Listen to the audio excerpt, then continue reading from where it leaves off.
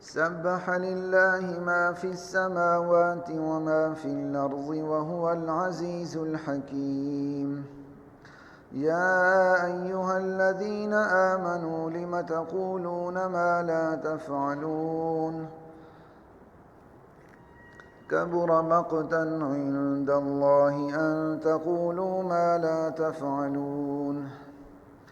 إن الله يحب الذين يقاتلون في سبيله صفا كأنهم بنيان مرصوص.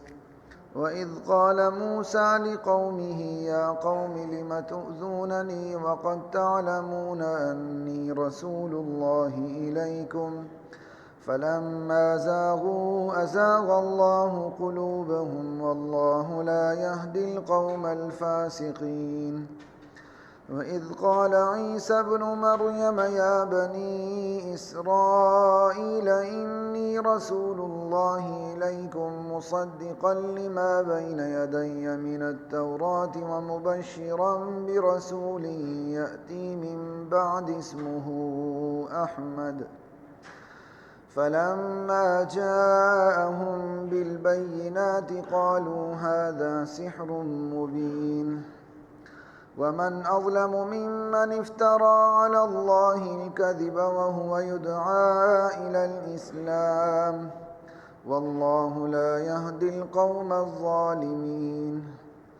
يريدون ليطفئوا نور الله بأفواههم والله متم نوره ولو كره الكافرون. هو الذي أرسل رسوله بالهدى ودين الحق ليظهره على الدين كله ولو كره المشركون. يا أيها الذين آمنوا هل أدلكم على تجارة تنجيكم من عذاب أليم تؤمنون بالله ورسوله وتجاهدون في سبيل الله بأموالكم وأنفسكم ذلكم خير لكم إن كنتم تعلمون. يغفر لكم ذنوبكم ويدخلكم جنات تجري من تحتها الأنهار ومساكن طيبة في جنات عدن ذلك الفوز العظيم. وأخرى تحبونها نصر من الله وفتح قريب وبشر المؤمنين.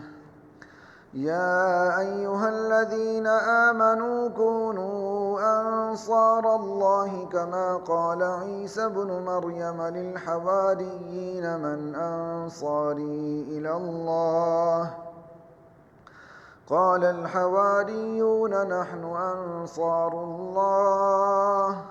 فآمنت طائفة من بني إسرائيل وكفرت طائفة فأيدنا الذين آمنوا على عدوهم فأصبحوا ظاهرين.